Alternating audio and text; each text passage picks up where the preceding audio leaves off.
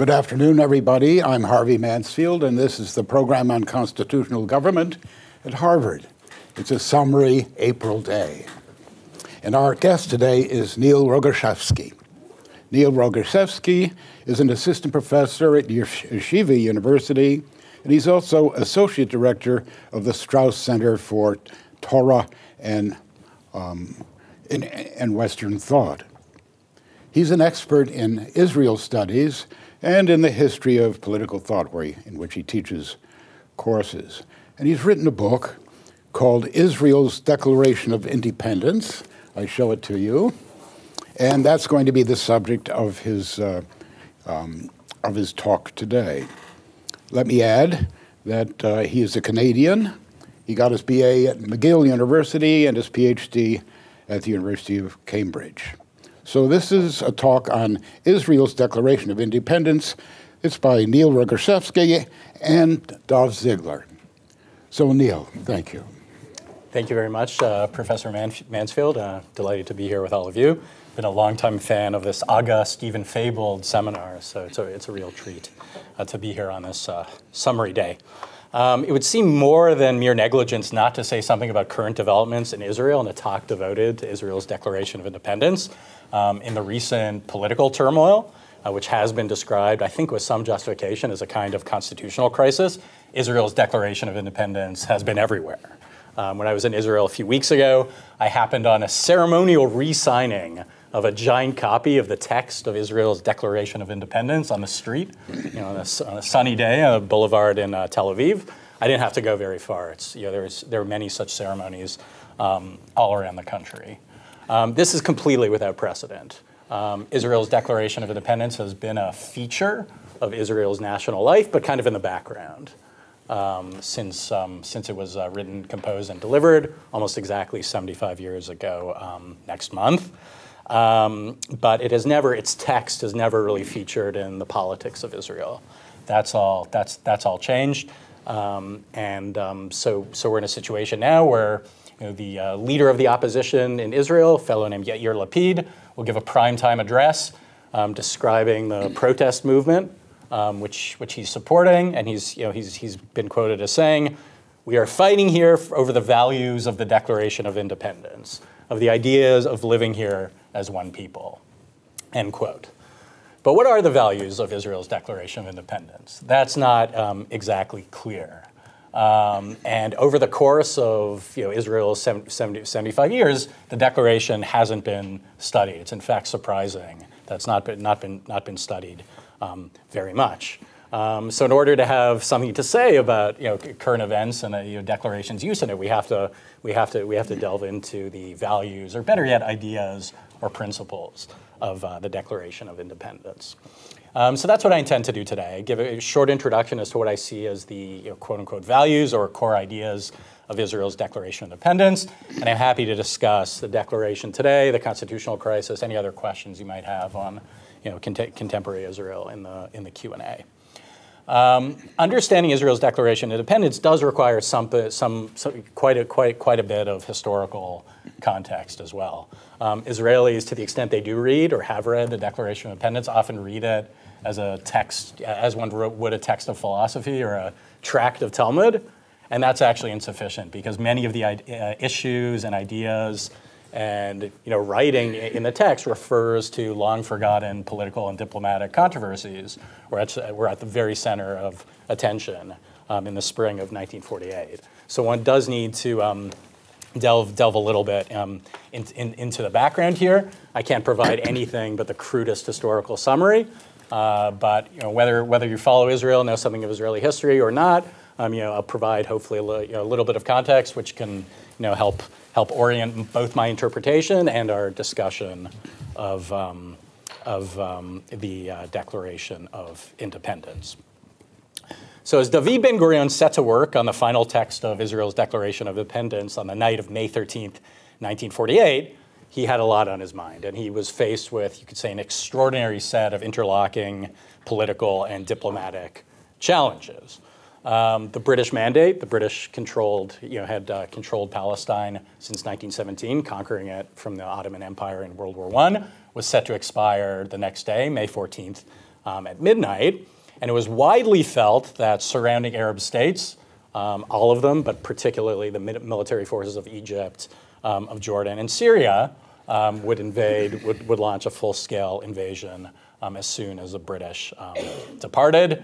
Ben-Gurion, through skeletal structure of agents mostly based in Europe, which became the core of the Mossad, the Israeli intelligence service later on, had good intelligence this was in fact going to occur the next day. So he was aware. Britain had announced in early 1947 that it would be withdrawing from Palestine and leaving it to the United Nations to decide its future political status. Following a furious diplomatic campaign by the Zionist movement and by representatives of the Palestinian Arabs and the Arab nations, the General Assembly of the UN on November 29, 1947, voted to partition the land of British Palestine. According to this, the resolution put forward, Resolution 181, the UN called for the establishment of a Jewish state, an Arab state, and an international Jerusalem in the land of British Palestine, as well as a full economic customs union prevailing between all political entities. Now, both the United States and the Soviet Union voted yes to this. And this was supposed to be a managed, really a UN-managed process of sovereignty, which was to be complete by October 1st, 1948, per the United Nations. The Jewish Agency, representing the lion's share of the Zionist movement at the time, formally accepted the partition plan, though with some regret, because the territory allotted to the Jewish state was thought to be vanishingly small. It included areas on the coastal plain, some parts of the Negev desert in the south, and a little rump of the north next to the Sea of Galilee. But ultimately, the dictum of Chaim Weizmann, a leader of the Zionist movement, prevailed. They'd accept a state the size of a tablecloth if they had to. The Arab Higher Committee, a body that had been created by the British to represent Arab interests, resolutely rejected partition out of hand. The very next day, November 30th, 1947, the war, it's typically called the 1948 war, but began in late 1947, began. Attacks on Jewish civilians in Jerusalem, reprisals, and basically the UN resolution, insofar as the facts on the ground, as we say now, existed, was a dead letter. The war began, and the British began immediately pulling out ripping up the roots of the British mandate, leaving behind what, in this amusing phrase the Jews of Palestine had, tohu vavohu, a phrase from the Bible, the void, from Genesis, first chapter of Genesis, a void of nothingness, without form and void. And that void was filled by war between the two communities.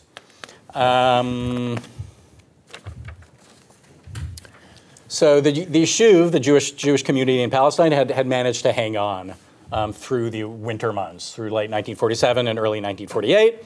And over the preceding 6 weeks, preceding May 14, 1948, they had scored some important military victories. But facing off against local Arab militiamen backed by some foreign volunteers was one thing. Facing off against the combined military assault of surrounding Arab states, that was entirely another matter. And this is what Ben-Gurion was laser focused on. Earlier that week, the military commander of the Yeshiv, Yigal Yadin, said candidly to his colleagues in a meeting, if this happens, our chances of survival are 50-50 at best. This was the candid odds he had given his colleagues. Meanwhile, the attitude of the world powers to a unilateral declaration of independence by the Jewish political body, by the Yeshiv, wasn't known. It was unclear what the response would be. Future Prime Minister Moshe Sharet, then the de facto foreign minister of the Yeshiv and the number 2 to Ben-Gurion, had been in Washington over the preceding several months. And he had been subjected to a fierce diplomatic campaign led primarily by the George Marshall's State Department against any unilateral declaration of independence by the Jews. President Truman was thought to have been more favorable to the cause. It turned out to be that was a correct feeling. But what his true attitude was, or what he actually would decide, was also not known at the time. And the diplomatic read which the Yeshiva had to rely upon was this resolution 181, which the United States had voted for. The Soviet Union, as I said, had voted for it as well. But over the course of early 1948, as the war was ongoing in Palestine, the United States the State Department did many actions to try to walk back American commitment to implementation of this partition plan. So Ben-Gurion, a lot on his mind. But he also had the Declaration of Independence. And though he always caustically minimized the political power of words, he told his colleagues in one of these meetings just before the launch of the state, text of the Declaration of Independence, this doesn't need to be read by school children in 100 years. We just have to say something. He wasn't being honest there. He actually knew that he had to try to aim high with this. He had to say something substantive about the purpose of the state. And in the few hours he had, this was May 13th, May 14th midnight, May 14th, May 15th was the time of the British departure. He tried to do his best, and so he wrote in the small hours, between May 13th and May 14th, Israel's Declaration of Independence. So what can we say? So Israel's Declaration of Independence, which there were pre-drafts, and in the handout I've given you, you'll see I'm going to mention something about this as I go along. You see a fascinating battle of ideas between different tendencies in the various drafts. You have the first draft, which was based on remarkable draft. I will talk a little bit about this, based on the American Declaration of Independence, almost verbatim. A second significant draft, which was sort of Orthodox labor Zionism, which had quite a lot of Karl Marx and Friedrich Nietzsche and very little John Locke. And then a subsequent draft, which was completely diplomatic, only in the weeds of the international situation at the time.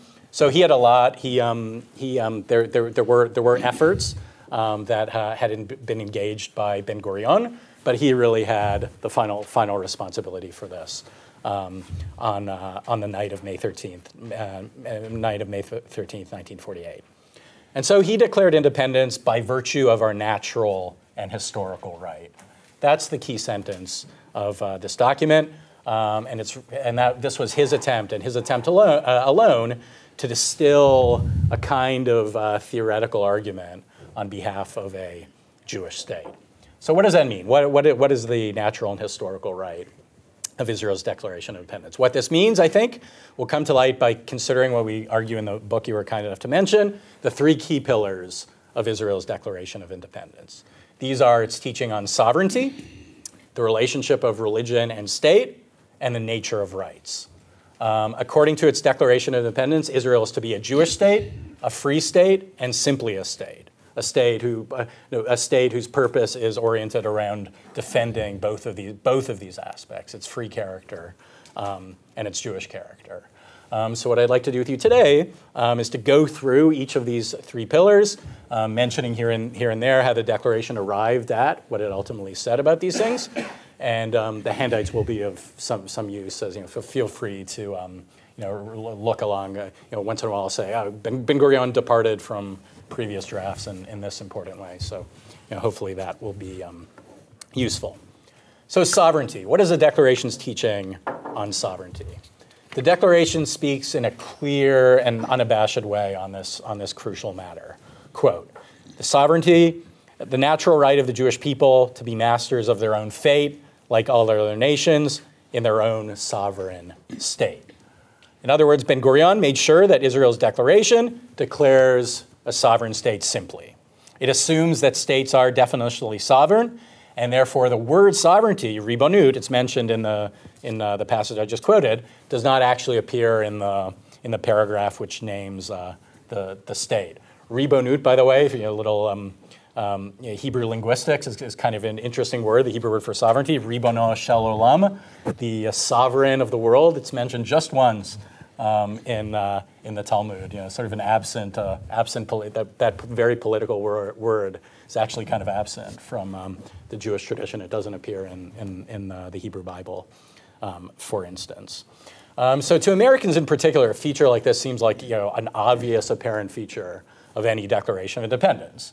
we recall the, to me, quite unsurpassed assertion on the nature of a state sovereignty at the end of the U.S. Declaration of Independence. As free and independent states, they have full power to levy war, conclude peace, contract alliances, establish commerce, and do all of the other acts and things which independent states may have right to. There's a clear, unabashed assertion of state sovereignty, monopoly on violence, ability to conduct commerce, and so forth. But this was hardly obvious, either theoretically or politically, in the spring of 1948, to the Jewish community of Palestine. And here's where I think my brief historical sketch can be somewhat useful. Ben-Gurion would later recall that the central question involved in the writing of the Declaration was the extent to which the text should follow the letter of United Nations Resolution 181, which envisioned, as I sort of hinted, not so much independence, a clear break with international processes, but a kind of process, a managed independence, a path to independence, supervised by the United Nations. You should recall as well, these are early days of the United Nations. Its political ambitions, its theoretical ambitions were quite large, right? And at this stage, both the United States, you could say, in Soviet Union had invested something in this, political, even police power of the United Nations. So this was a major issue. The UN not only said, okay, you've got to meet certain criteria for you to be approved to be admitted to the United Nations, to be approved of a state. They said you've got to have specific borders. The borders are to be indicated in this text. There's got to be peace between the communities. If there's no peace, we're not going to admit that these bodies are states. You've got to have constitutions. It gave a very large list of political benchmarks that the communities had to meet, and none of those benchmarks actually obtained. As I said, the war immediately broke out after the resolution had been passed. And yet, it was still a living issue in international diplomacy. And this fellow Moshe Sharet, who I mentioned before, was a huge advocate of crafting a Declaration of Independence, which is basically word for word drawn from the text of UN Resolution 181. He argued to his colleagues, and he had in his camp many quite legalistically minded colleagues, that this is our only read. We have to go on. We need to fit our Declaration of Independence into this pre-existing international structure. We may recognize sotto voce that this political events have totally transformed the situation, but we have no choice but to do this. And he wrote, and you can see there's a penultimate draft of the Declaration of Independence in your handout, a draft which was almost exclusively built on justifying independence in light of Resolution 181. We fulfilled our side of the bargain. Others have not, and therefore we are entitled to a state.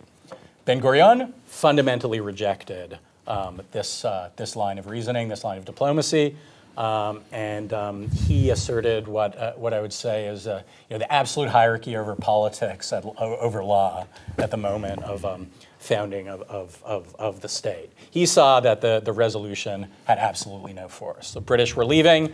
The UN had come up with a plan which he assented in many public addresses to the fact that if the UN were to actually enforce this, keep the peace, enforce these borders between the two states, we would accept that. We'd be willing to do this. But the UN had not done this. In fact, they'd left this vulnerable community on its own, to its own devices to sort yourself out. The British were leaving. The UN hadn't created a police force, which it had envisioned, to bring in to Palestine. And so he said, we do not have to commit ourselves to these details. We cannot commit ourselves to the details. And more than this, we cannot have a declaration of our state, which is made simply on the basis of UN Resolution 181. He said in a fascinating argument, which almost reads like a movie script or an excellent political novel. The task of a Declaration of Independence is not to fit a state into some pre-existing, non-existent legal structure. No, it's to determine something politically, to make a political choice. There was a void. These moments don't come around every often, and this was a moment to go all the way. So Ben-Gurion's position was as follows. The state would, in its declaration, would accept the principle of the UN resolution, i.e. that there ought to be a Jewish state which would emerge, but would not commit itself to the details of UN Resolution 181. And that includes on matters such as borders, on economic union, and on other items in that text. Those details were all inoperative in light of the war, he argued, that had been launched against the Jewish community after the passage of the resolution. And in fact, if you read this final text of the declaration, the UN resolution is mentioned. It's one of the factors, just as a Balfour Declaration, which the British had issued in 1917, calling for the establishment of a Jewish state. So international political benchmarks were mentioned, but they're given a somewhat subordinate role. In fact, to requote the line I said at the beginning of the section, Ben-Gurion declares independence on the basis of the natural right of the Jewish people to be masters of their own fate, like all other nations, in their own sovereign state. Not the UN, but what Ben-Gurion calls a natural right to be masters of one's own fate, like all other nations. So this is the declaration statement on the nature of sovereignty. Now, this statement, I think, expresses a central teaching of political Zionism, which since its inception in the late 19th century had blamed the absence of political sovereignty for the grievous evils that had befallen the Jews in exile. But it was hardly accepted in the Jewish world in 1948. There was a lot of opposition to it on messianic grounds, whether that messianism was secular or religious. There was one movement called Brit Shalom, the Alliance of Peace, which had leading figures such as Yehuda Magnus and philosopher Martin Buber, who were quite against Jewish statehood, at least as it was conceived at the time. And it was really out of a theoretical desire to flee a life of political sovereignty. And there was a sense we need to maintain ethical purity. The demands that politics make on morality are too much for bear. If we bring ourselves into this political world, we're going to compromise our ethics. We're going to keep our hands cleaned. And so there was a sort of opposition to politics of this kind from a position of extreme high-mindedness, one could say. Similarly, there was a religious messianic opposition to this. Many religious Jews, anti-Zionism, which is still quite strong at the time, saw any desire to found a state in this world, or in pre-messianic days, as a Promethean usurpation. The refounding of the Jewish kingdom is only supposed to occur in messianic days. And even, I notice, when you read the debates between Ben-Gurion and his colleagues, you see something of this anti-political stance, even amidst his colleagues in the Zionist Executive Council. It had a very legalistic, legal mindset, looking at politics through a legal lens. Ben-Gurion, I think, was a fundamentally political creature, and he I think, taught his colleagues this fundamental it's quite a Machiavellian phrase, is it not? Determining political reality, yes, mastering a fortune. And he decisively won the day on this matter, as vindicated by events. Harry Truman, against the furious opposition of the striped pants boys at the State Department, recognized Israel just after the Declaration of Independence, around midnight Washington time. The Soviet Union did the same thing. And this theoretical point on the nature of sovereignty, that Israel was to exist in a sovereign state, in a world of states, accepting the ethical challenges as well as the ethical possibilities that come from a political life, that has sort of became you could say, an orthodoxy of Israel. Although, of course, that anti-Zionist tendency certainly remains in certain quarters as well. Okay, so that's sovereignty. Now let's move to the second pillar, which I put under the category of religion and state. So what is the Declaration's teaching on religion and state? And this emerges very forcefully in the very first paragraph of the Declaration. And again, this was written again by Ben-Gurion himself, hours before independence.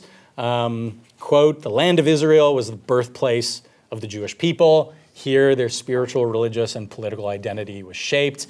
Here, they first attained to statehood, created cultural values. It's a bad translation. I like cultural treasures of national and universal significance, and gave to the world the eternal book of books.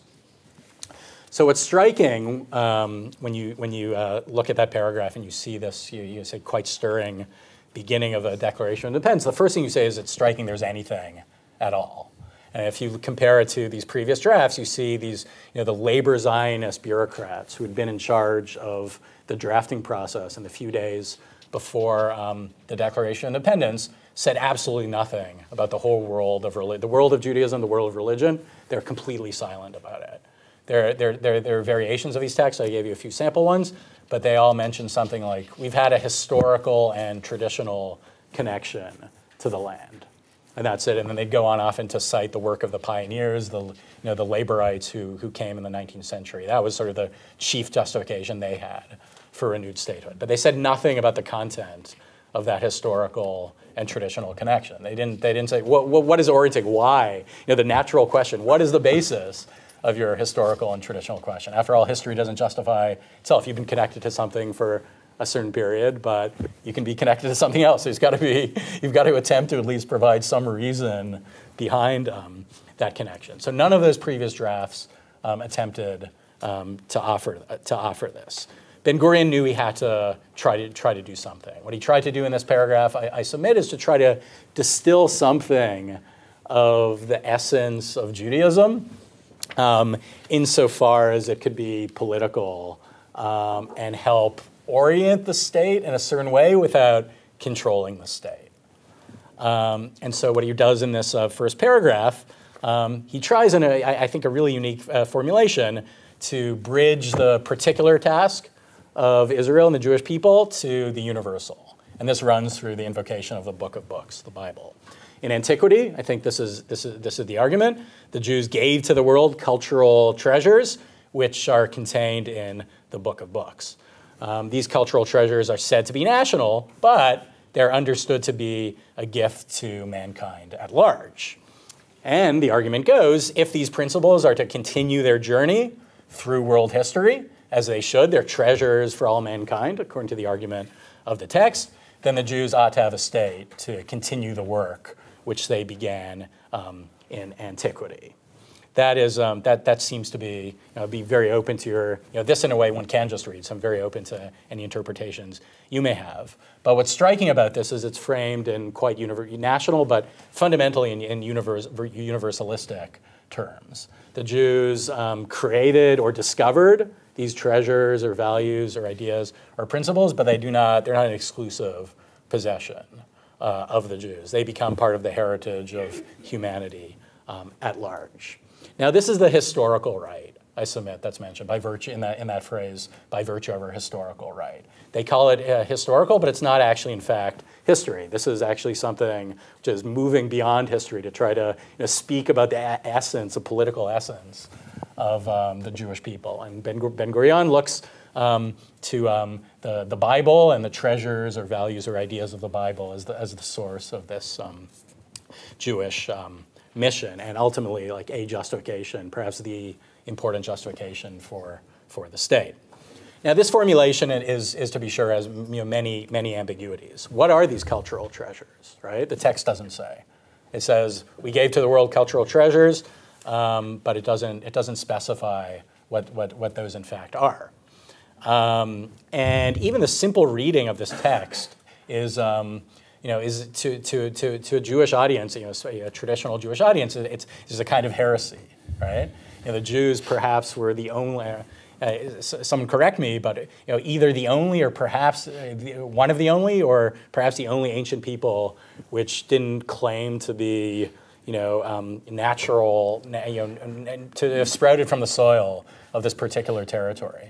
In fact, according to Jewish tradition, the Jews became a people outside of the land of Israel. They became a people when they accepted the law at Sinai, and only then did they come to the land which had been promised to them. They weren't born in the land of Israel. That's kind of an interesting difference. The Hebrew is a little softer on this. The Hebrew word is come, which is kind of emerge sort of come to be. So you can sort of you can soften that a little bit, but still to traditional Jewish ear, it's a kind of heresy. Similarly, the language on creation of values, that also is quite ambiguous, and this comes from Ben Gurion in the text relies on the language of cultural Zionism. There's a movement that heard of a figure called Achad Ha'am, Asher Ginsburg. Even if you're not familiar with the Zionist literature, he's a major figure in Zionist literature. You may be familiar with him through Leo Strauss's engagement with his thought in the autobiographical preface in the Spinoza book. He talks about the cultural Zionism and its limitations. And part of its limitation have to do with the fact of the creation of values. No, that's not a traditional belief at all. The Jews didn't create values. They received them. They received them as an inheritance, either as a law passed down upon you, or if you want to philosophize, you could say they perceived perceived truths and then carried them on. So there are many ambiguities here. We could say many more about this, but I think this was a very interesting and I would say actually extremely admirable attempt by Ben Gurion to distill something of the essence of Judaism that could ennoble the state without actually controlling the state. And he had a major theoretical challenge on his hand. He wanted to avoid any whiff of theocracy at all. And in that first draft, hopefully I'll have a moment to say something. Otherwise, this beautiful, provocative attempt to translate the American Declaration of Independence into Hebrew. Its first paragraph begins with an explicit invocation of the covenant. Why are we here? Because God promised the land to Abraham, Isaac, and Jacob, and their seed after them. That's one version of the covenant in Deuteronomy. That's too theocratic. Forget about the political challenge of having anyone accept that. I mean, there are many versions of God, many people have many different versions of God's promise to them. And also, even within the text of Deuteronomy, there are other versions of the covenant. They don't all exclusively have to do. In fact, God gave us the land. So he wanted to avoid anything that could be, have a whiff of theocracy. But on the other hand, he wasn't satisfied with simple. We came here, we labored, we had some international resolutions, and therefore we're fine. He wasn't happy with any invocation of simple, blood and soil ethnic nationalism. So he wanted to avoid that either. So this was his attempt, and it does. I think it charts a middle way. It's not the only middle way, which attempts to say that Jewish ideas, Jewish purposes will somehow be in our state, but it won't control our state. We're not going to have a state of Jewish law. We're not going to have a state that's simply for the Jews. They're going to be, people of all religions are going to be here. As we'll get to in the section of rights, it's explicit on this, and therefore it frames this. It's especially important that it frames these cultural treasures as universalistic. They're not the exclusive possession of the Jewish people. Okay, I think I'll skip ahead to rights. There's also, if I have some time at the end, I'll mention there one other most interesting religious question in the text is an invocation of Tzur Yisrael at the very end, the Rock of Israel, which has a very interesting genealogy where that comes from, and its origin actually came from this first draft. That had been in the text since the beginning, and it was an effort to translate Jefferson's firm reliance on divine providence into Hebrew. The phrase for divine providence that was chosen is Rock of Israel. Some of you, students of medieval philosophy, the notion of a rock is very significant. The word rock is very significant for Maimonides and other figures. So if we have some time, I'm happy to talk about that as well. Okay, let's get to rights, the third pillar. And here the text I think is quite clear as well. This is going to be a liberal state, a state of rights and a state of rights for all. This comes out clearly in the paragraph, which I will read to you in the official translation. The state of Israel will be open for Jewish immigration from the ingathering of the exiles. It will foster the development of the country for the benefit of all of its inhabitants. It will be based on freedom, justice, and peace as envisioned by the prophets of Israel. It will ensure complete equality of social and political rights to all its inhabitants, irrespective of religion, race, or sex. It will guarantee freedom of religion, conscience, language, education, and culture. It will safeguard the holy places of all religions, and be faithful to the principles of the Charter of the United Nations. Now, this language, the obvious examples, one could say, the United Nations had not mentioned the prophets of Israel, but otherwise, this text is basically borrowed verbatim from the text of UN Resolution 181, which had specified any state that's going to be state after World War II will uphold this list of rights. But Ben Gurion made one extremely important, small, but to my mind extremely important change, which also just shows what he was trying to do, what he was trying to get at. So previous versions, you'll see this in the penultimate draft as well, had stated that the state will grant the complete equality of social and political rights. Ta'anik, the Hebrew. The state is a possessor of rights and it will grant them to the citizens. Ben Gurion, in debates with his colleagues, insisted we can't use this word.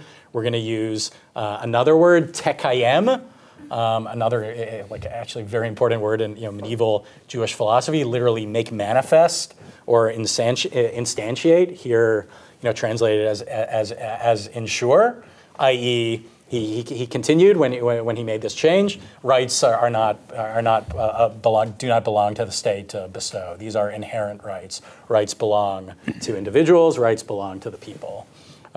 This is what he said.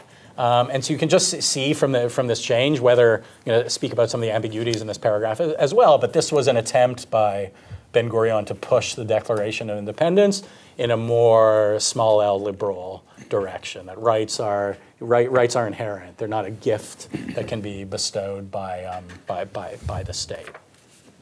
Now it's very possible, I think, to it's quite possible to criticize this section as well. Nowhere in the section does the text state, for instance, where rights come from.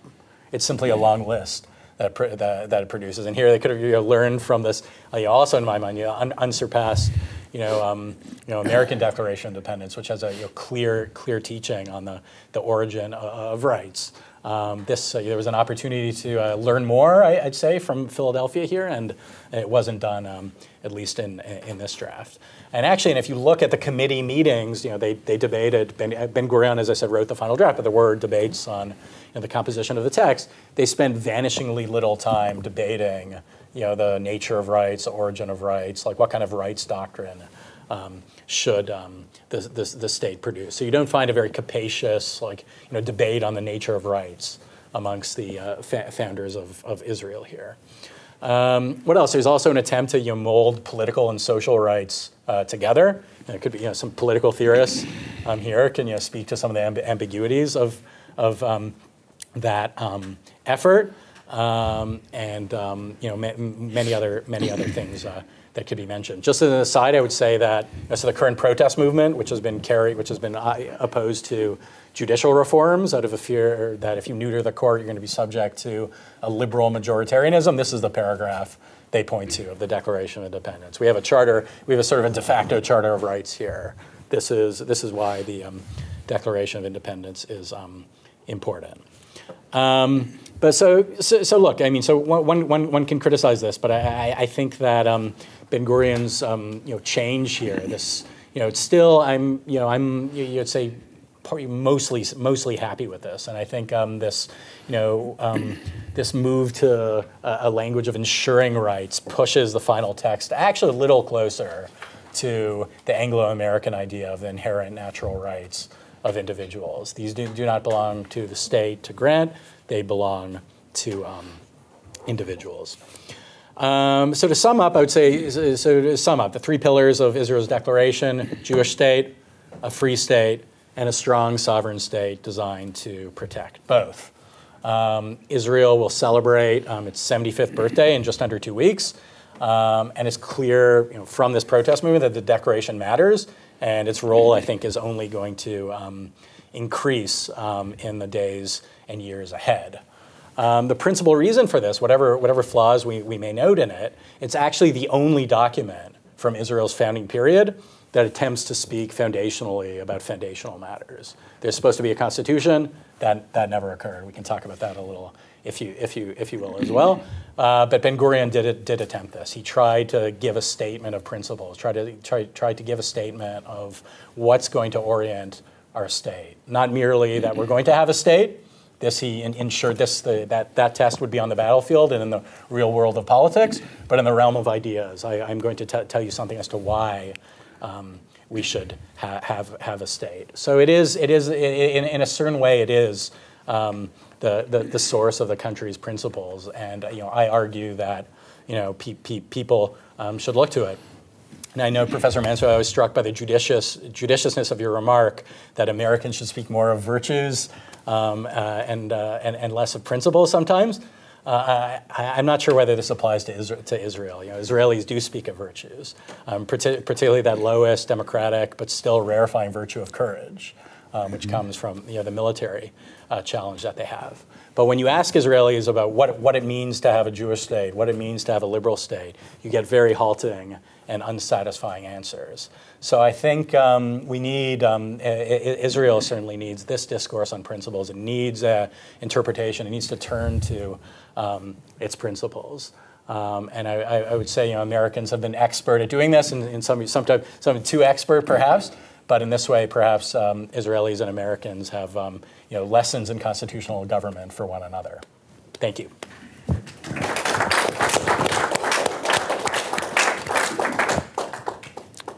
Hannes, pass him them. Hannes. Oh,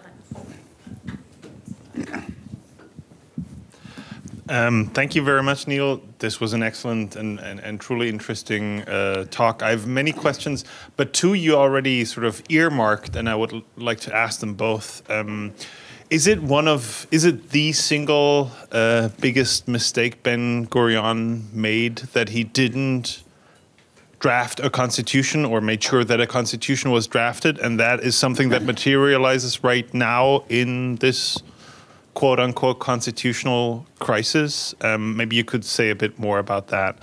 And the other one is, please do explain everything you know about the rock of Israel. Yeah, right. Thank you. I knew there'd be some medieval philosophy. Okay, this is superb. So on the constitutional question, Ben-Gurion actually has very interesting material on this. And his position was that he would try in the Declaration of Independence principally to say something about the nature of the state, the orienting principles of the state, but more than this would be too hard to accomplish. That there was so much diversity in the Jewish world at the time, and maybe perhaps even built into the interpretive nature of Judaism, that if you tried to put this down in words, you'd actually break the country apart before it had a chance to consolidate.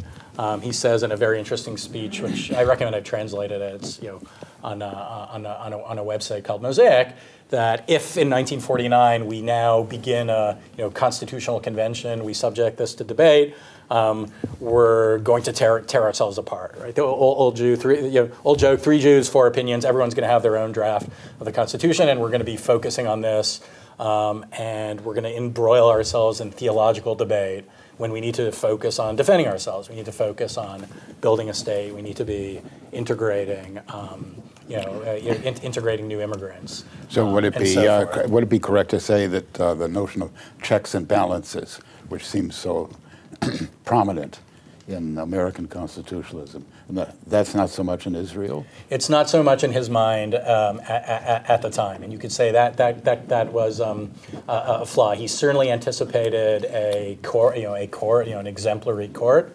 As Leo Strauss noted in a letter to National Review, Israel possesses an exemplary court in 1949, and so he certainly envisioned that. But his view was a kind of democratic majoritarianism, a certain interpretation of British Parliament, but without the second house.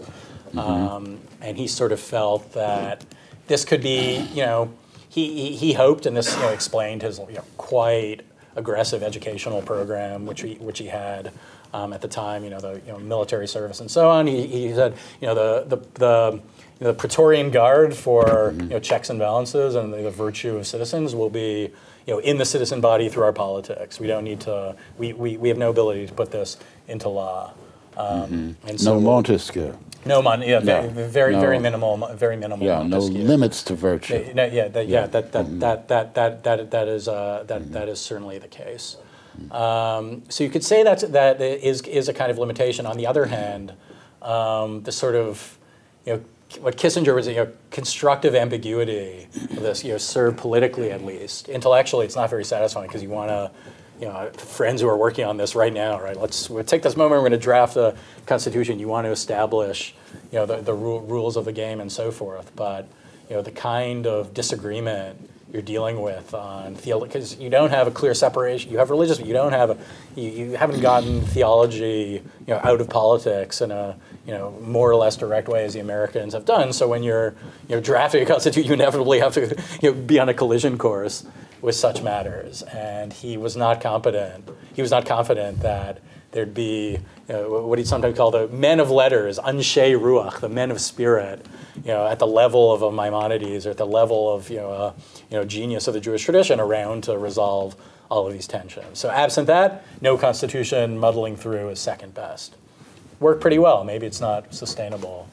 And I'm open to the view that in light of the current controversy, it's not sustainable. Should I go to another question, or should we do the Rock of Israel? Okay, so Rock of Israel. So this was, as I mentioned, so Ben Gurion did a lot of mythologizing of this because the night before independence, he was writing his draft, and he hosted a debate. A legendary debate in his home in Tel Aviv between a rabbi and an atheist over the inclusion of this phrase in the Declaration of Independence. A rabbi, a fellow called Aryeh Leib Maimon, Fishman Maimon, he was dissatisfied with simply having Sur Yisrael, Rock of Israel. He wanted Sur Yisrael vegoalo, Rock of Israel and his Redeemer, i.e. a more active God involved in history in a more direct way. On the other hand, Aaron Zisling, a far-left member of the Mapam party, the party to the left of Ben Gurion's, you could say, labor Zionist movement, he was furious that there was a invocation of firm reliance of belief in divine providence. He said to Ben Gurion in debate, I'm okay with some reference to the foundations of Jewish belief, but don't force an I believe on me. And so what Ben Gurion said was that this is he ensured Rock of Israel, Tzur Yisrael would be there, no Goalo, but also no removal of the firm belief in Tzur Yisrael. And he said this is something everyone should be able to live with. I know what I believe when I say Tzur Yisrael. My friend here on the left, he knows what he believes. Everyone believes in his own way, according to his own understanding. This is what Ben Gurion said. And he felt that this was a perfect compromise, because a materialist could look at it pure, as a rock, right? A metaphor. We're strong. We're relying on our Zionist strength. That would you can interpret that without having without any theological role whatsoever. On the other hand, this phrase, when you actually study it, when you look into it, unfolds many theoretical labors. So you ask, like, what's my view of the meaning of rock? I can't do better than Maimonides' Guide, Chapter 1, Book 1, Chapter 16. In which he unfolds a series of meanings as to what a rock will be. He starts with the material meaning, and then he says, Abraham, look unto Abraham, the person who generated you. You come from Abraham, and I'll note the word sur. Rock is connected in Hebrew to generation, le'atzer. So look upon Abraham, your father. Maimonides writes, the rock from which you were hewn is Abraham, your father. Then Maimonides proceeds one step further from there. God, may he be exalted, quote, is designated as the rock, as he is a principal and efficient cause of all things other than himself. And thou shalt stand erect upon the rock means rely upon and be firm in considering God may be exalted as the first principle. So in Maimonidean terms, Sur Yisrael is understood as first principle. Now Ben Gurion made much of his effort to keep this to keep this in the text of the Declaration. He thought it expressed this wise, even philosophic compromise, but in fact it had been there from the very beginning. This first draft, the first text, which in your handout, this was a translation, Sur Yisrael, Rock of Israel, which was chosen as a Hebraic version of Jefferson's firm reliance on divine providence. And I actually have a theory, I can't prove this, so this first draft was authored by a young lawyer, as well as sort of a very idiosyncratic rabbi who had sort of lost his faith, who was living in Tel Aviv, independently wealthy at the time, spending his days reading medieval philosophy, translating Shakespeare. He produced, a fellow by the name of Harry Davidowitz, he produced the standard versions of Shakespeare in Hebrew, for instance. My sense is that he turned to Maimonides very deliberately for the name of God, which would appear in the Declaration of Independence, and this made it through. So that's kind of that genealogy is quite interesting. So Manny. Two questions. One, I get the impression that you think Ben Gurion basically did the best that could be done at that time, given political limitations and so forth, and it's very hard for someone like myself who doesn't know very much politically about that period in Israel, whether that's right. But I take it you think that he navigated both sides and got unity, and so that this was, you don't have a criticism or an adjustment you would have thought might have been an improvement, even with benefit of hindsight, that might have been applicable at that time. Is first question. Second question is I'm not sure about your view whether it is tenable idea. I mean, it's the combination of Jewish democratic state, Jewish liberal state, that combination, Judaism and rights. Whether you believe that combination is really tenable over the long time. And I would just say one thing on this point, obvious thing on this point, giving rights to everyone, irrespective of religion. Hard to find that in the Old Testament as a basis for a Jewish self-government. Maybe I'm overlooking something that's important here. But it seems at odds or tension with the identity as a Jewish state if you're not required to be a Jew to have political rights. So. Yeah, fantastic questions. On the first one, yes, I am quite a fan of Ben Gurion's efforts. I think the text could have handled a clearer American-style statement on the inherent natural rights of individuals. Maybe not life, liberty, property, life, liberty, and pursuit of happiness, as that first draft in your handout had it, but some clearer statement of this. I think that actually would have been a useful orienting point. And I think that's where Ben Gurion wanted to go, but couldn't quite get there for political reasons and also some intellectual reasons as well. He did come from this this world of Central Europe, quite different political tradition. The fact that he broke with labor Zionist orthodoxies on work, creative work as the justification for insofar as you could justify politics, it's to advance creative work. The fact that Ben Gurion broke from that and created something like a more liberal state is quite notable. And by natural rights, would you go to endowed by our Creator with that phrase, or? Yeah, I think the text could handle some again, the political constraints, as you said, were very strong. Even this fierce debate I mentioned over even mentioning general belief in God. Then stating the origins of this would have been politically very dicey, perhaps impossible. On the other question. So I'm not a 18th century reformer. It's a big movement in Judaism to try to consolidate liberal principles in Judaism and say no tensions. This is they're perfect harmony. Liberalism out of the sources of Judaism, to paraphrase a certain 20th century writer. I wouldn't go that far, but I actually see a lot of actually creative, creative harmonies there, right? And there are many places one could go to see, a state of rights, you mentioned the word democracy, doesn't appear in the text, but what we, for usage, we say democracy, a state of substantive rights that one goes in the Jewish tradition to find and justify and build upon. You're all created in the image of God. That's a statement of of equality and and one of liberty perhaps as well. Another one actually mentioned by Menachem Begin, a name I didn't mention, David Ben-Gurion's major rival. He gives a radio address the next night in Tel Aviv after Sabbath has ended, and he mentions the remarkable Old Testament teaching. Remember, you were a slave in Egypt. This will orient our politics, right? You're not going to have. There's not going to be supremacy here. There's going to be one law. Another thing he mentions. There's going to be one law for you and the stranger that lives in your midst.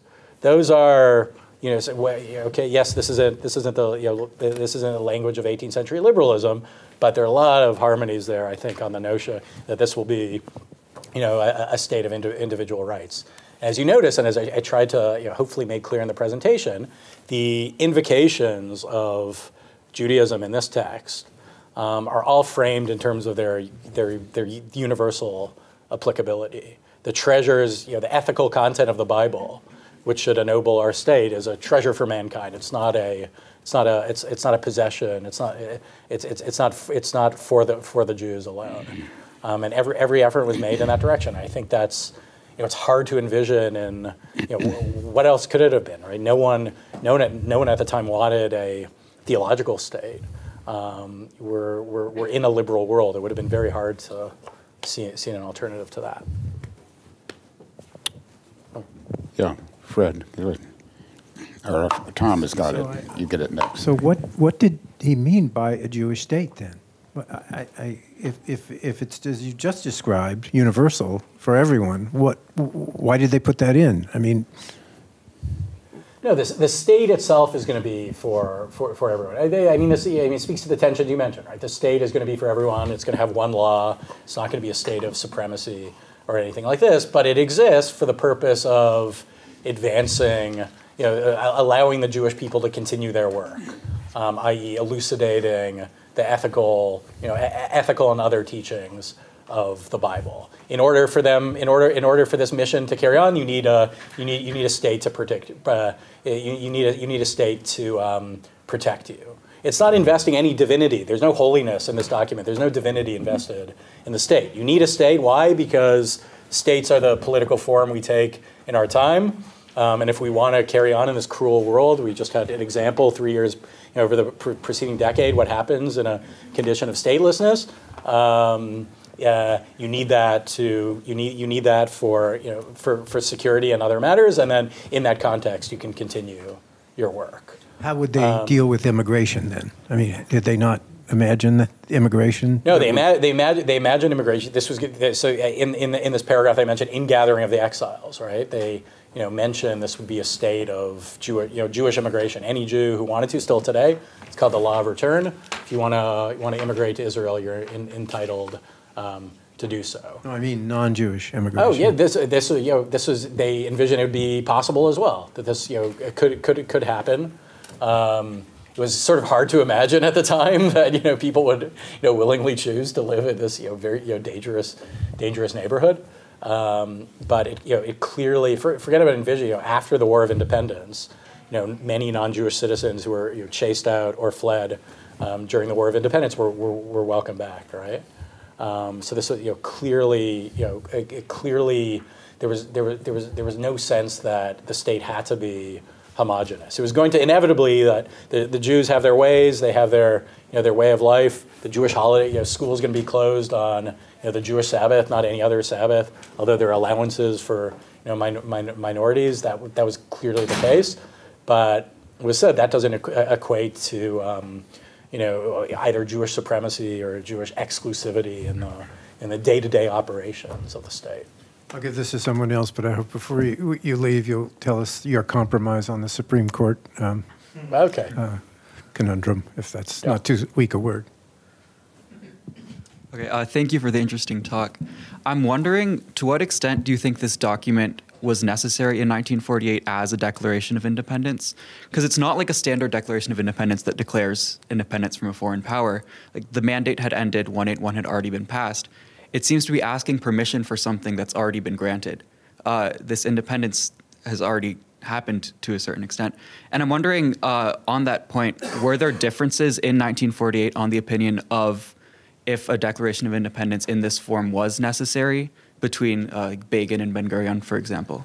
Yeah, no, excellent. And Ben-Gurion himself, when he was sort of drawn into endless debates on the nature of the text, would often make that point. We just have to say something. It was clear they had to say something, right? The mandate is ending. We need to present a piece of paper to Harry Truman, for instance, to say, up or down vote, do you recognize or not? So at the procedural level, you had to make clear your intentions, legitimate your authority. You want to call Zionism henceforth. This is, we have a government, we have a state. Here's the number to call. So some, at least, like at that very basic procedural level, was that was understood by everyone to be necessary.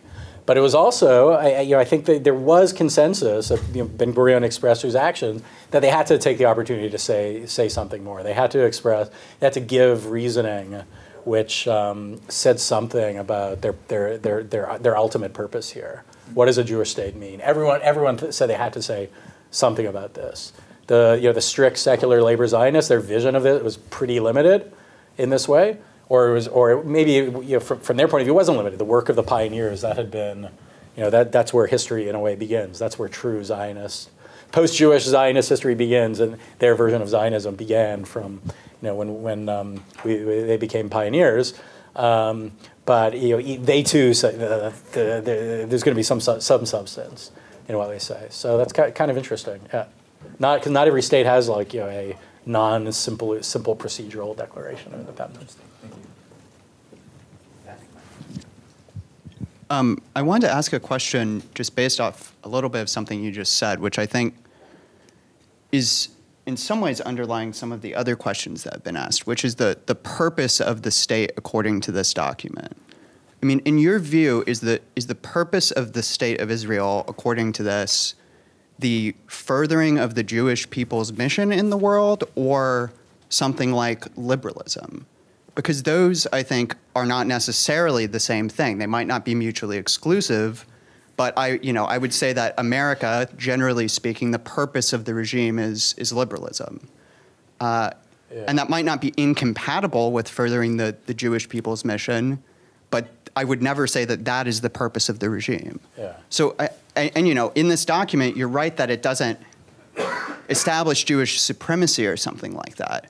But as you say, the only explicit mentioning of sort of liberal principles is this kind of copy and paste from the UN. So I guess just in your view, which of the two do you think it is? No, in a certain way, I reject the dichotomy. That's what I'm trying to fight against in a certain way. That I see, again, I'm not collapsing the differences between these things, but I see I see the mutually, I emphasize and I see, I'm not telling a happy story, the mutually reinforcing aspects of liberalism and Judaism, which could be drawn upon. Yes, the purpose of the state is the state itself is going to be a state, and it's going to break Jewish law. It's not going to be controlled by Jewish law.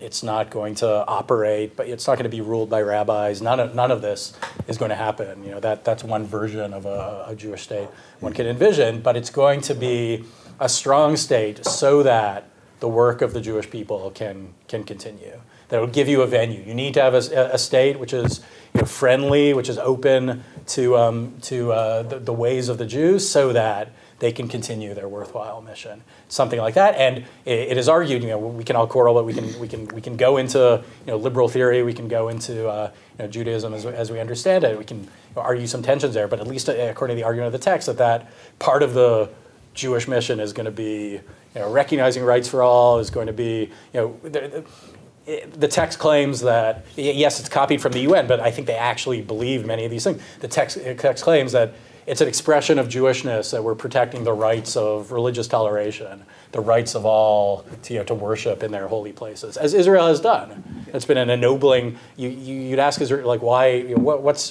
a nice thing about our state? What we do, we protect the rights of all. It's only under Israel that all three religions have been able to worship in Jerusalem. Yes, they're in their holy places. Yes, sometimes tensions, as we see at the moment, but compare that to other historical epochs and so on. That would be like a concrete example of something you could point to say, this is harmonious. This is an expression of Judaism. We have religious toleration. A certain kind of freedom of conscience is built into our way of looking at things, and that works pretty well with a liberal idea of rights and freedom of conscience. Could I ask just a follow-up? Yeah. You also sort of oh, sorry. You also, I'm going to ask a follow-up question for the record. You mentioned at the beginning how this document had started recently in Israel to take on a greater sort of populist significance. I was wondering whether you feel like, in terms of the people who are returning to it in that way, do you think that they have a similar understanding of it and relationship to the one that you've just expressed, or do you think it's either it's different in some important way, or how would you characterize it? Yeah, I haven't seen it. I mean, I mentioned it's a great question, and one would expect, and especially as Americans, how many books have been written about the drafting process, the Constitutional Convention, the days leading up to the Declaration of Independence. You expect boatloads of this stuff, but there actually hasn't been very much. Around the sort of amusing battle of the books. One other Israeli scholar who anyone who works on this owes him a debt of gratitude because he actually rediscovered, unearthed the first draft of the Declaration of Independence. So he now has a book on that subject. But that and this book are the first books on this. Israelis, until the current moment, they haven't really been engaged in this kind of discourse, looking at their founding, looking back at the origins, looking at the founding fathers. To try to provide guidance as to how to conduct themselves in the present. And that's sort of interesting, right? A lot of the airtime, because there's a war going on, right? So the historians, the minds were all, focused on that very urgent matter. If you don't win the war, none of this will matter, right? And also the country is quite young. I think this is, and one can find interesting parallels of the role of the Declaration of Independence in the United States this time. When does it come up? When does it come down? Israel's a young country, turning, I said, 75 next month. Until very recently, many of the founding fathers were still around. And that's sort of that's an obstacle to the development of a sort of a discourse of founderism, right? Ben Gurion died in 73, but his right-hand man, Shimon Peres, died 5 years ago or something. Go ask him. Let him speak. His voice expresses what the first generation wanted. So in the absence of that, it's a sort of an interesting historical moment. That is sort of one hidden cause of current developments also. Founding generation, as Lincoln says in his famous Lyceum speech in 1838, founding generation is gone. We can't simply go talk to them. We don't have their example immediately in front of us, and so we have a new task in front of us. So that's sort of interesting. Still, what was the opinion of the striped pants cookie pushers at the State Department? At the time, weren't they liberals too? Also, it would seem that the Holocaust would be such a vivid event to people at that time, 5 years afterward. Yeah. No, it certainly was to Truman and to public opinion. American public opinion was very favorable to the Jewish cause, and as expressed in Congress as well. As to the State Department, they viewed the Middle East, and Marshall did, almost exclusively through the lens of the Marshall Plan and his diplomacy in Europe, which he was conducting at the time. His principal concern, insofar as the Middle East was concerned, was securing the flow of Middle Eastern oil, which could solidify the weak Western European economic base in the face of the threat of the rising Soviet Union. And he felt, and this widely shared in the State Department, George Kennan, CIA, other many agencies which were developing at the time, that the Arabs wouldn't like this, and it would necessarily involve the United States in a war in the Middle East, and so we couldn't support this. And Truman famously said this was Marshall's one great error of judgment. that Marshall was afraid to recognize Israel, but I did it right away. I thought the Jews I thought the Jews were owed independence, and I didn't give a damn if the Arabs didn't like it. This is what Truman wrote in Truman's words, not mine. Oh. Thank you, Neil. Can you say a bit more about the internal debates? You spoke about the meeting of the rabbi and the atheist, and gave us some quips. But you said there were Nietzschean elements in previous drafts, socialist ones, probably more outwardly religious ones. Why did this one win out? I didn't quite understand. Was this seen as the most pragmatic one in the end? It strikes me as very high-minded, the declaration, because of things people have been saying here, how liberal it is. But was it just seen as the best compromise between everything? Ben-Gurion was the first man of the Yeshuv, almost one alone in a certain way. He really mastered the scene, and this was fundamentally up to him. He saw these. Interestingly, he never saw that first draft. What might have been had he seen this, American-inspired declaration. That's kind of an interesting question. But he saw the other major drafts in advance, and he said, "These won't do it all." And he commandeered the process, and got through the force of his political will, and with allies, guys, you're going to accept this. You're going to accept what I do. So this is why focusing on Ben-Gurion on this is so important, because there were debates, and things were changed as a result. For instance, the morning of May 14th, Ben-Gurion's text was debated a little bit. Freedom of language hadn't been in that list and was added at the last moment in the morning. That's sort of one small element of this debate on rights.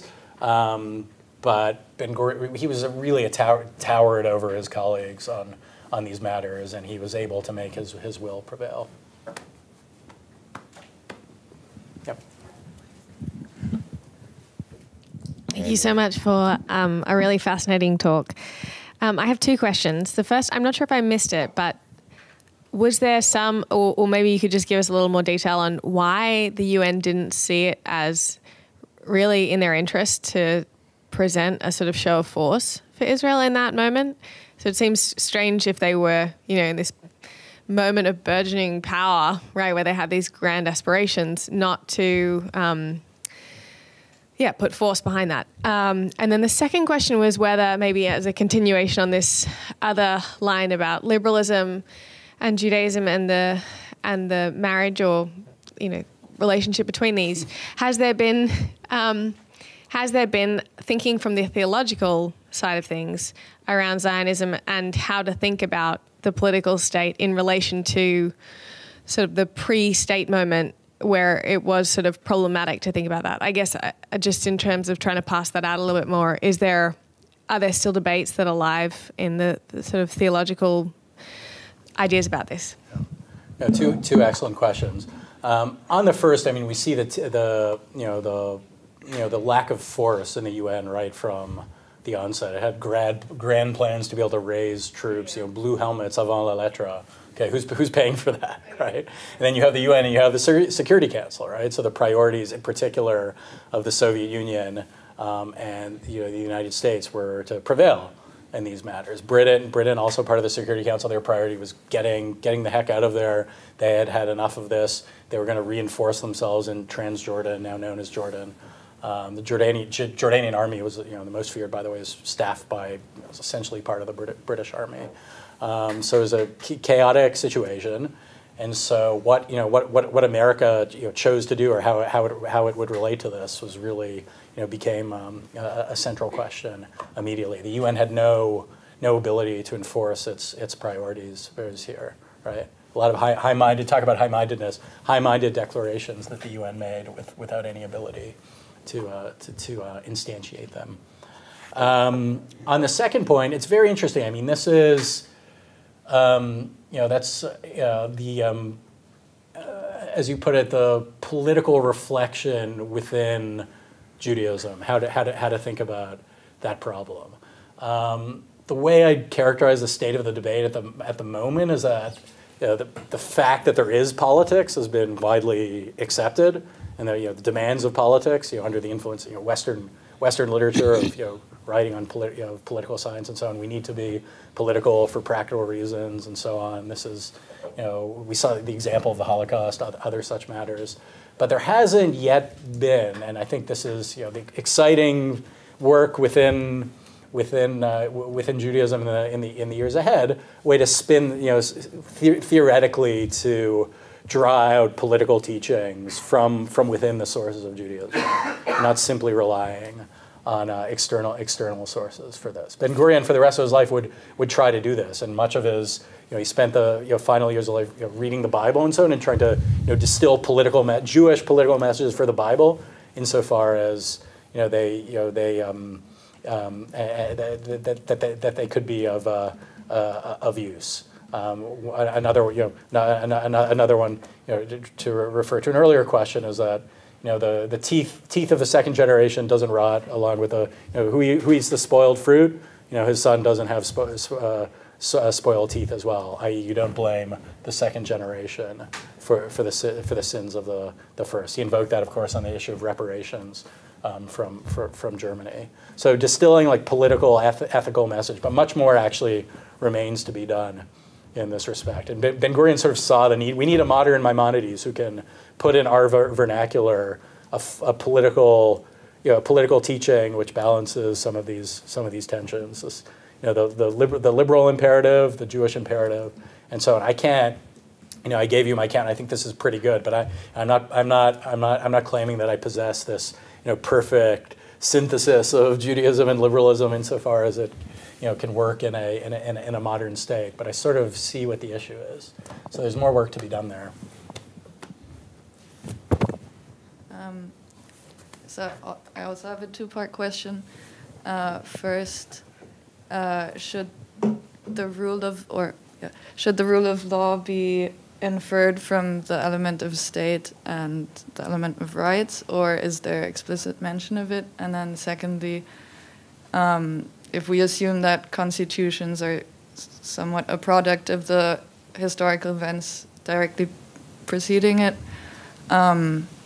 what does it say about those events that political unity was prioritized over codification of a Bill of Rights? Yeah. Very interesting.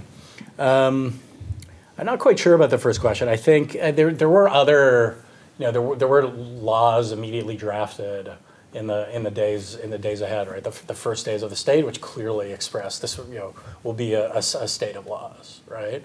And I think, insofar as on the theoretical side of it, I think that's your first inclination is right. And this unfurred on the basis of our theoretical doctrine of rights, right? Well, your rights for all, i.e., one law for all. On the second matter, I would say that it wasn't so much necessity hit them with a hammer on this, right? And necessity, you could say state of emergency at the time, and in a way, enduring state of emergency meant that you're going to prioritize this question of national unity at this moment. We're 650,000 people here. We're surrounded by 700 million enemies, five armies with tanks and airplanes and things that they didn't have at all at the time is kind of astonishing. If we don't prioritize this, not only in the War of Independence, in which 1% of the population, Jewish population, was a casualty, if we don't prioritize this now, and then efforts to build up afterwards, we're not going to prevail.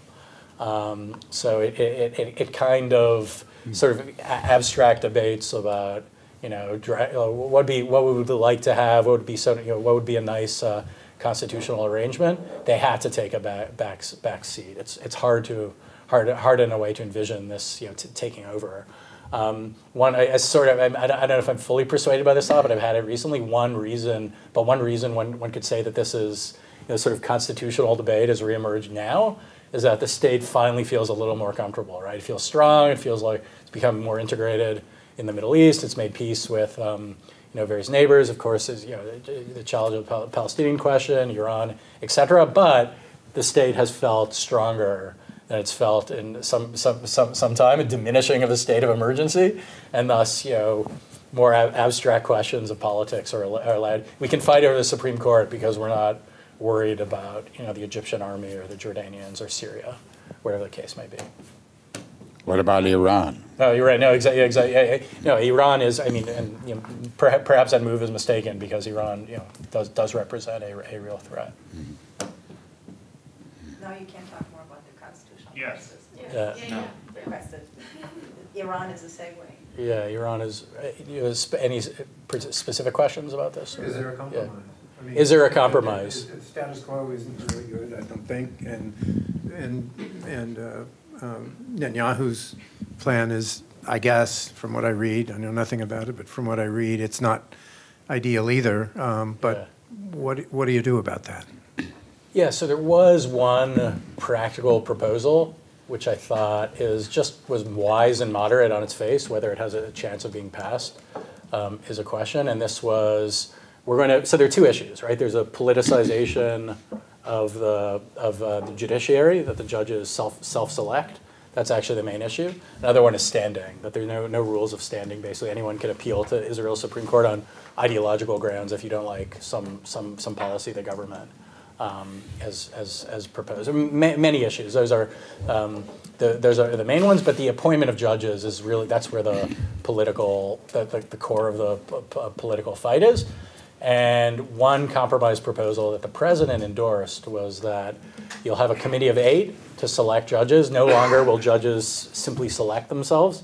Judges on the Israeli Supreme Court essentially appoint their own successors, completely independent of any political oversight with respect to appointments or anything.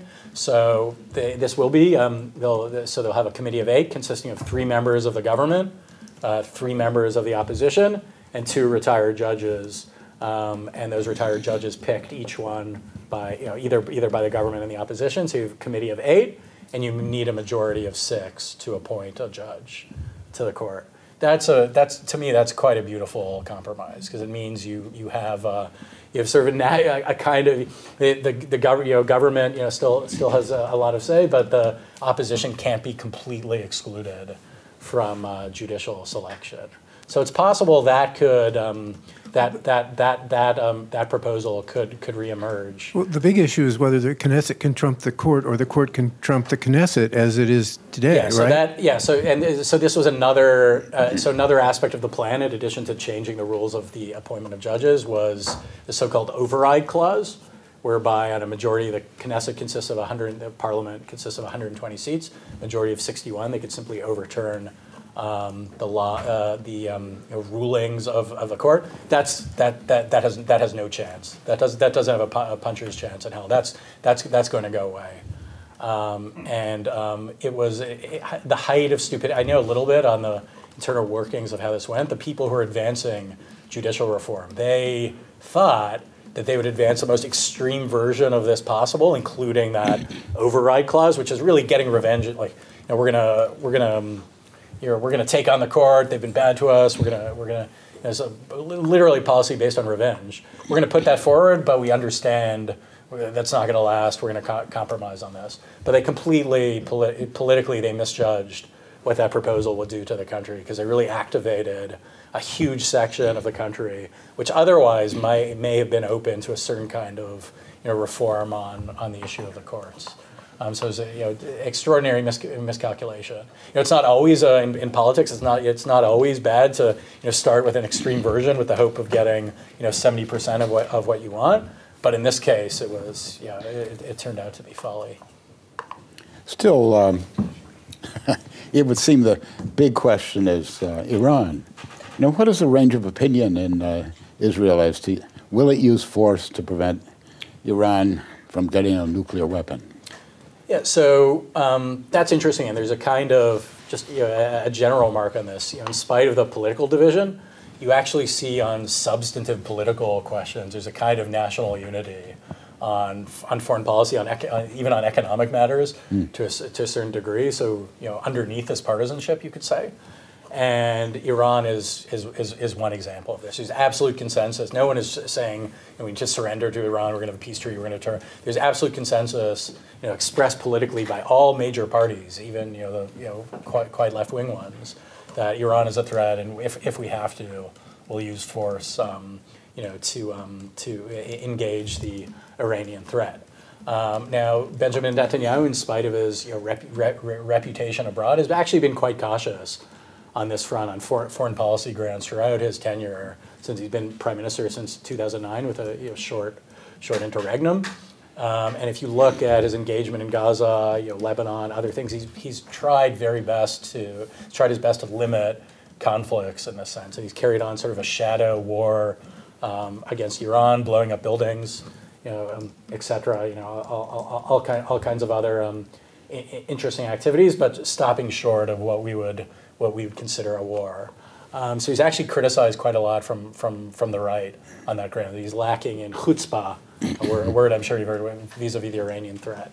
But he's been quite cautious on foreign policy grounds, including on the Iranian question. All right. One more? Okay. So whenever I read about Netanyahu in the German or in the American papers, it's very partisan. Can you give us some more, your best attempt to show what a pickle he's in and what are his flaws and his strengths and why he always keeps getting reelected? Mm-hmm.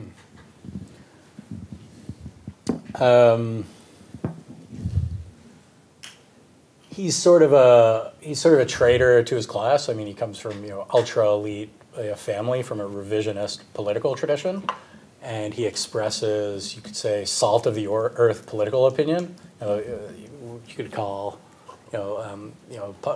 popular, popular, whatever term you want to use.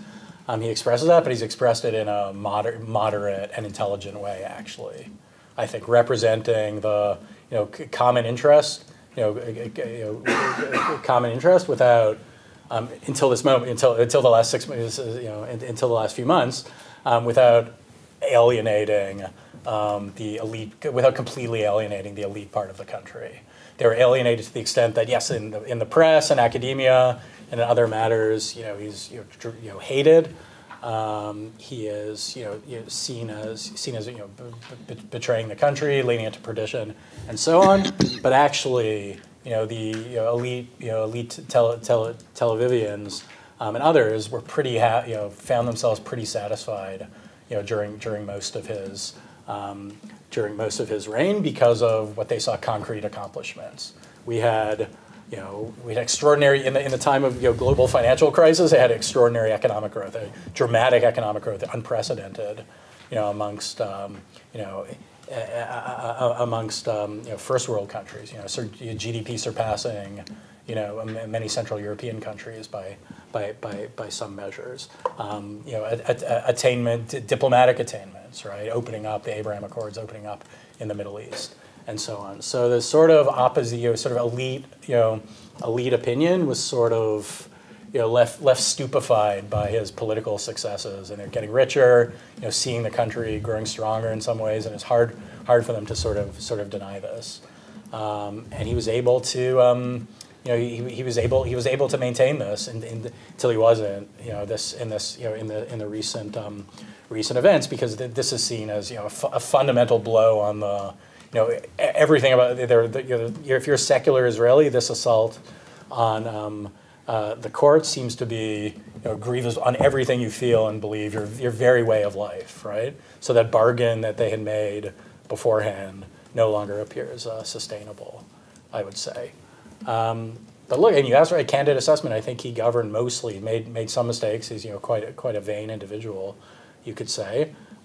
He undercut many of his rivals in the party, but I think he's actually governed with a certain kind of prudence and moderation together over his time in office. Israel is much stronger economically, much more secure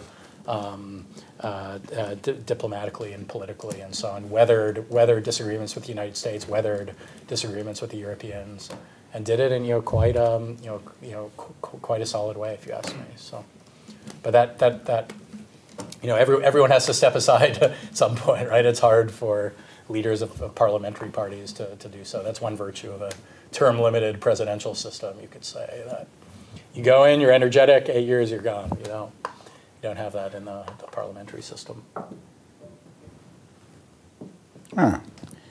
Well, thank you, McNeil, for a very well-informed discussion. Thank you very much.